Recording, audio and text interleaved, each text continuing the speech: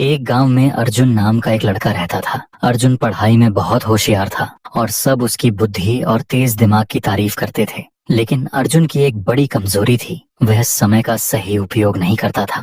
वह अपना ज्यादातर समय दोस्तों के साथ खेलने, मोबाइल पर गेम खेलने और बेकार की बातों में बिताता था। उसके माता पिता ने कई बार उसे समय की कीमत समझाने की कोशिश की, लेकिन अर्जुन को यह बात समझ नहीं आती थी। वह हमेशा सोचता, मेरे पास बहुत समय है, सब कुछ बाद में कर लूंगा, अभी तो मजे करने दो। एक दिन स्कूल में वार्षिक परीक्षा के नतीजे आए। इस बार अर्जुन के नंबर बहुत कम आए, जितनी उम्मीद थी उससे बहुत नीचे।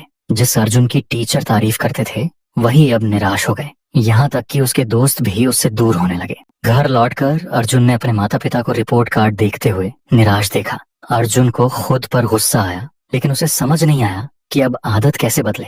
उस रात अर्जुन अपने दादाजी के पास गया, जो गांव के सबसे समझदार और सम्मानित बुजुर्ग थे। दादाजी के पास बैठकर अर्जुन ने अपनी परेशानी बताई और कहा, दादाजी, मैं समझ नहीं पा रहा कि मैं इस बार फेल कैसे हो गया, जबकि मैं एक अच्छा छात्र हूँ। दादाजी मुस्कुराए और बोले, बेटा, समस्या यह नहीं कि तुम अच्छे छात्र नहीं हो, समस्या यह है कि तुमने समय को हल्के में लिया। समय बहुत कीमती होता है, अगर इसका सही उपयोग करो तो सफलता मिलती है, और अगर इसे बर्बाद करो तो ये पीछे खींच लेता है। अर्जुन ने हैरानी से पूछा, लेकिन दादाजी, समय तो हमेशा होता है ना, मैं बाद में भी सब कर सकता हूँ। दादाजी गंभीर होकर बोले, नहीं बेटा, समय नदी के बहते पानी जैसा है, जो बह गया वो कभी वापस नहीं आता। चलो मैं तुम्हें एक कहानी सुनाता हूँ, जिससे तुम्हें समय की कीमत समझ में आएगी। दादाजी ने कहानी शुरू की। बहुत समय पहले विक्रम नाम का एक शक्तिशाली राजा था। उसके पास बहुत धन दौलत, भव्य महल और ढेरों नौकर थे, लेकिन उसे भी समय बर्बाद करने की आदत थी। वह देर से उठता, दरबार की जगह दोस्तों के साथ समय बिताता और हर काम कल पर टाल देता। एक दिन एक साधु उसके दरबार में आया और बोला, राजा जी, आपके पास सब कुछ है, लेकिन आप अपनी सबसे कीमती चीज समय को बर्बाद कर रहे हैं। अगर आपने इसे सही से नहीं अपनाया तो एक दिन आपको पछताना पड़ेगा।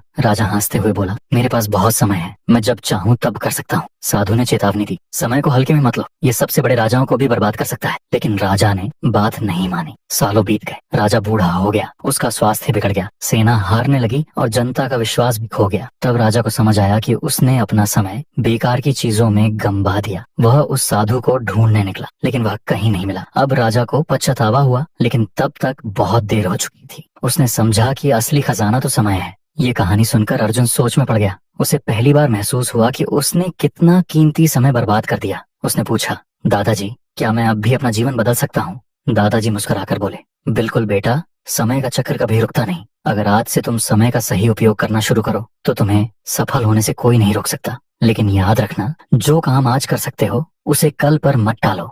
उस दिन के बाद अर्जुन ने संकल्प लिया कि वह समय का सही उपयोग करेगा। उसने एक दिनचर्या बनाई, हर काम के लिए समय तय किया। वह सुबह जल्दी उठने लगा, पढ़ाई पर ध्यान देने लगा और व्यर्थ की बातों से दूर रहने लगा। धीरे धीरे उसके मेहनत के अच्छे नतीजे आने लगे। अगली परीक्षा में वह क्लास में प्रथम आया। फिर वह एक सफल व्यवसायी बना और अपनी जीवन शैली से सबको प्रेरित किया।